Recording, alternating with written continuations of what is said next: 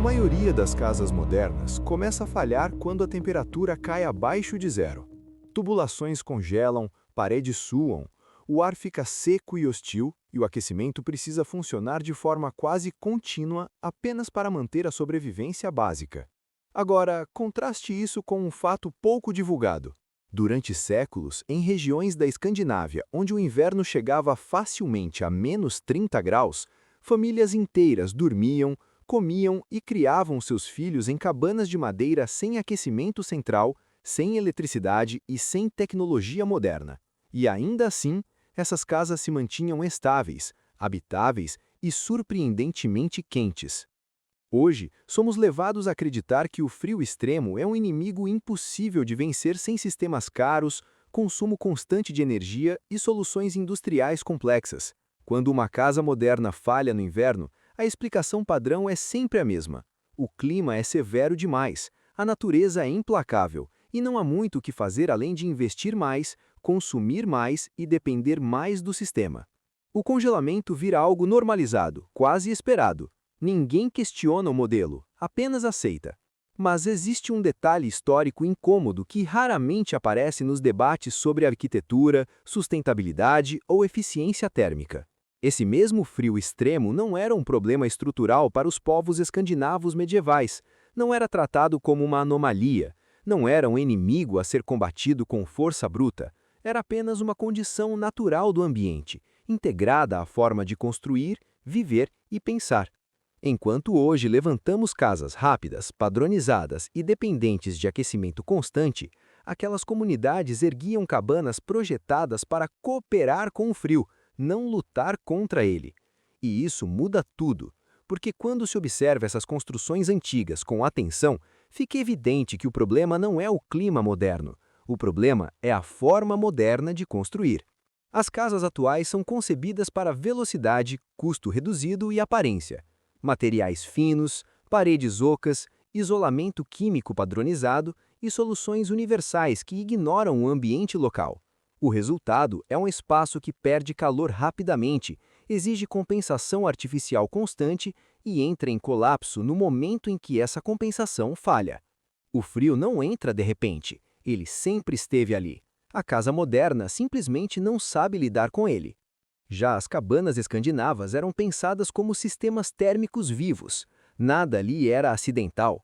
A escolha da madeira, o encaixe das toras, a espessura das paredes, a altura do teto, a posição da porta, a relação com o solo e até a forma do telhado obedeciam a uma lógica precisa, acumulada por gerações que aprenderam com erros reais, não com simulações. Essas estruturas não dependiam de produzir calor em excesso, elas dependiam de não perder calor. A diferença é fundamental. Enquanto o mundo moderno tenta vencer o frio gerando mais energia, o mundo medieval escandinavo simplesmente impedia que o calor escapasse. A casa funcionava como uma extensão do corpo humano, conservando aquilo que já existia. Há registros arqueológicos e etnográficos que mostram paredes com dezenas de centímetros de madeira maciça, troncos encaixados de forma tão precisa que o vento não encontrava passagem. O peso da estrutura criava compressão natural, selando frestas ao longo do tempo. O próprio envelhecimento da madeira melhorava o isolamento, algo que hoje consideramos defeito, não virtude. Outro ponto ignorado é a relação com o solo. Muitas dessas cabanas eram parcialmente enterradas ou construídas muito próximas da terra. O solo, mesmo sob neve intensa, mantém uma temperatura mais estável do que o ar. Ao invés de isolar a casa do chão, como fazemos hoje, eles usavam o chão como regulador térmico natural. Era física básica, aprendida na prática, não em salas de aula. Tudo isso levanta uma pergunta desconfortável, que começa a se formar silenciosamente. Então, se eles conseguiam viver em ambientes extremos com recursos mínimos, por que nós, com toda a tecnologia disponível, falhamos tão facilmente? Talvez o problema não seja a falta de inovação. Talvez seja o esquecimento deliberado de um tipo de inteligência construtiva que não gera lucro recorrente, não exige manutenção constante e não cria dependência de sistemas externos. Uma casa que se mantém quente sozinha não movimenta a indústria do aquecimento nem o consumo constante de energia. E é exatamente aqui que a história começa a incomodar. Para entender por que aquelas cabanas resistiam ao frio extremo, é preciso abandonar a lógica moderna de aquecimento e observar algo mais básico: a forma como o calor se comporta dentro de um espaço fechado. O calor não desaparece, ele escapa. E tudo no modo medieval de construir partia dessa compreensão silenciosa. O corpo humano produz calor o tempo todo. Animais produzem calor. O fogo produz calor. O problema nunca foi gerar calor suficiente, mas impedir que ele fosse roubado pelo ambiente. As cabanas escandinavas eram desenhadas exatamente para isso. Não havia excesso, não havia desperdício, não havia espaços vazios sem função térmica. As paredes grossas de madeira maciça funcionavam como verdadeiros acumuladores térmicos. Durante o dia, o pouco calor disponível era absorvido lentamente pela massa da construção. À noite, quando o frio se intensificava, esse calor retornava gradualmente ao interior. O processo era lento, estável e previsível. Nada parecido com as casas modernas, que aquecem rápido e esfriam ainda mais rápido. O teto baixo é outro elemento frequentemente mal interpretado hoje. Em projetos atuais, tetos altos são símbolo de status, amplitude e sofisticação. Nas cabanas medievais, isso seria considerado um erro grave. O calor sobe. Quanto maior o volume interno, maior a perda térmica. Reduzir a altura do teto era uma decisão funcional, não estética. Cada centímetro economizado significava menos energia desperdiçada. As aberturas também seguiam uma lógica oposta à moderna. Portas pequenas, poucas janelas e sempre posicionadas estrategicamente, não para iluminação ou vista, mas para sobrevivência térmica. A luz excessiva nunca foi prioridade em regiões onde o frio podia matar. O conforto visual vinha depois da estabilidade do ambiente. Outro ponto essencial era a ventilação controlada. Ao contrário do que muitos imaginam, essas cabanas não eram ambientes abafados ou insalubres. Elas respiravam, mas de forma lenta e contínua. Pequenas frestas calculadas permitiam a troca mínima de ar sem criar correntes frias. Hoje dependemos de sistemas mecânicos para fazer o que antes era resolvido com geometria e observação. O fogo, quando presente, não era usado para aquecer grandes volumes de ar. Ele aquecia objetos, superfícies e pessoas. Pedras aquecidas, utensílios quentes, bancos de madeira maciça. O calor era armazenado em matéria sólida, não dissipado no espaço. Essa diferença muda completamente a eficiência térmica de qualquer ambiente. Existe ainda o fator biológico, quase nunca mencionado. Viver em ambientes termicamente estáveis, sem picos artificiais de calor, mantém o corpo humano adaptado. O organismo regula melhor sua temperatura, o sono é mais profundo, a circulação funciona de forma mais eficiente. O frio não era combatido com choque térmico, mas com constância. Compare isso com o mundo moderno. Aquecemos demais durante o dia, desligamos à noite, criamos oscilações agressivas que forçam o corpo a se ajustar o tempo todo. O resultado é desconforto crônico, consumo elevado e dependência absoluta de sistemas externos. Nada disso era coincidência, era conhecimento empírico acumulado, transmitido sem livros, sem manuais, sem engenheiros. Era erro, tentativa e correção ao longo de gerações inteiras. Cada detalhe da cabana existia porque funcionava. E quando algo funciona por séculos, talvez não seja primitivo, talvez seja profundamente inteligente. Quando se observa essa lógica construtiva antiga, torna-se impossível evitar o choque com a arquitetura moderna. Não apenas pela diferença técnica, mas pelo princípio que a orienta. O mundo medieval construía para durar, para proteger e para se adaptar ao ambiente. O mundo moderno constrói para vender, escalar e substituir. A casa contemporânea não é pensada como abrigo térmico autônomo. Ela é pensada como um produto integrado a sistemas externos: aquecimento, resfriamento, ventilação, desumidificação, isolamento químico, manutenção constante. Cada falha gera consumo. Cada inverno rigoroso gera lucro. A fragilidade não é um erro, é uma característica do modelo. Quanto mais dependente a casa é de energia contínua, mais previsível se torna o comportamento do morador. Contas mensais, contratos, upgrades, reformas periódicas. O conforto deixa de ser estrutural e passa a ser alugado.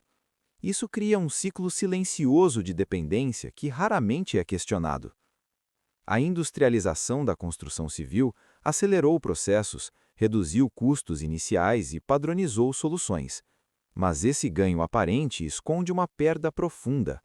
Materiais leves substituíram massa térmica. Velocidade substituiu adaptação local. Aparência substituiu função. O resultado são casas que funcionam bem em catálogos, mas mal na realidade climática. Em regiões frias, isso se torna evidente rapidamente. Quanto mais tecnologia se adiciona, mais vulnerável o sistema fica. Falhas elétricas, aumento no preço da energia, crises de abastecimento. Basta uma interrupção para que o espaço habitável se transforme em risco. O abrigo moderno não protege sem suporte externo. No passado, a cabana era o próprio sistema. Ela não precisava de energia constante para cumprir sua função básica. E isso não interessava a nenhum mercado. Não havia manutenção recorrente. Não havia consumo contínuo. Não havia obsolescência programada. Uma estrutura que dura gerações não sustenta uma indústria baseada em substituição. Esse é o ponto que raramente entra no debate público. A ineficiência térmica moderna não é apenas um problema técnico, é uma consequência direta de escolhas econômicas. Construir como os escandinavos medievais significaria reduzir drasticamente a necessidade de aquecimento artificial, e isso não é interessante para quem lucra com energia, equipamentos e reformas constantes. O discurso dominante afirma que avançamos, que somos mais sofisticados, que vivemos melhor, mas quando o frio chega, essa narrativa começa a rachar. Precisamos de mais máquinas, mais consumo, mais dependência para alcançar algo que antes era garantido pela própria estrutura da casa. Não se trata de romantizar o passado. A vida medieval tinha limites claros, dificuldades reais e riscos constantes. Mas no que diz respeito à relação entre abrigo e ambiente, havia uma compreensão que hoje parece ausente.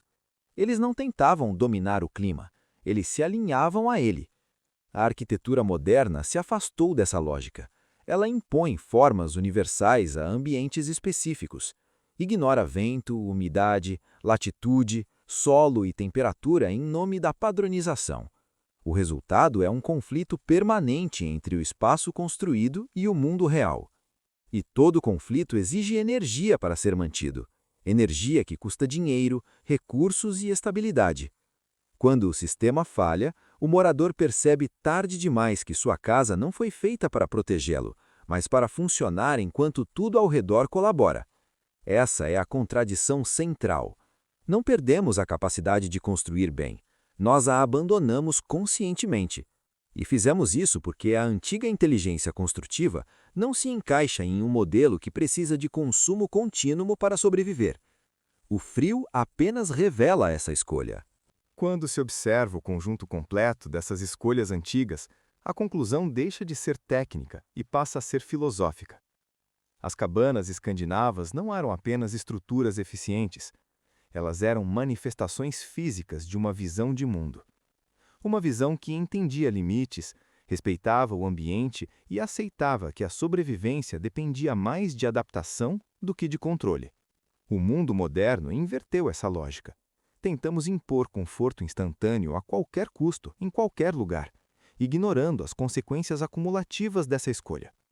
Criamos casas que funcionam apenas enquanto sistemas externos permanecem ativos. Chamamos isso de progresso, mesmo quando ele nos torna mais frágeis. O frio extremo nunca foi o verdadeiro inimigo. Ele apenas expõe as falhas de um modelo que se afastou da realidade física. As cabanas medievais não venciam um inverno. Elas coexistiam com ele. E nessa coexistência havia estabilidade, previsibilidade e segurança. Hoje falamos constantemente em sustentabilidade, eficiência e resiliência, mas raramente olhamos para trás com humildade suficiente para reconhecer que muitas dessas respostas já existiam. Não em laboratórios, não em manuais técnicos, mas em práticas consolidadas pelo tempo. práticas que não dependiam de consumo constante nem de substituição periódica. A sabedoria antiga não era romântica, ela era pragmática. Cada escolha construtiva tinha uma função clara, testada em condições reais, repetidas ao longo de gerações. O erro custava caro, o acerto salvava vidas. Essa pressão produziu soluções que não precisavam de justificativas teóricas. Elas simplesmente funcionavam. Ao abandonar esse tipo de conhecimento, não ganhamos apenas velocidade e escala. Perdemos profundidade. Perdemos a noção de que o abrigo é, antes de tudo, uma extensão do corpo humano, um intermediário entre nós e o ambiente. Quando esse intermediário falha, nenhuma tecnologia compensa totalmente. Talvez a pergunta mais honesta não seja como aquecer melhor as casas modernas, mas por que aceitamos viver em estruturas que não sabem reter calor? Por que normalizamos a dependência energética extrema? Por que tratamos como inevitável algo que já foi resolvido de forma elegante no passado? O medieval não era atraso, era observação paciente. Era respeito às leis naturais. Era a compreensão de que conforto duradouro nasce de escolhas estruturais corretas, não de correções constantes. O que hoje chamamos de primitivo pode, na verdade, ser apenas não industrializado. Existe uma sensação silenciosa de perda quando se entende isso. A percepção de que abandonamos algo valioso em troca de conveniência imediata. Mas também existe possibilidade, porque aquilo que foi esquecido pode ser reaprendido.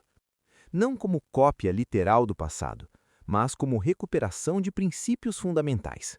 Construir para reter, não para compensar. Adaptar-se ao ambiente, não combatê-lo. Pensar em décadas, não em ciclos de consumo. Essas ideias não pertencem ao passado. Elas apenas não interessam ao sistema atual. E talvez seja exatamente por isso que quase não se fala sobre elas. Se esse tipo de reflexão faz sentido para você, se provoca desconforto e curiosidade, vale continuar investigando. Curtir, comentar e se inscrever não é apenas um gesto de apoio ao canal, mas uma forma de manter vivas discussões que raramente encontram espaço no discurso dominante. Porque entender o passado, às vezes, é a única forma de perceber o quanto nos afastamos do que realmente funciona.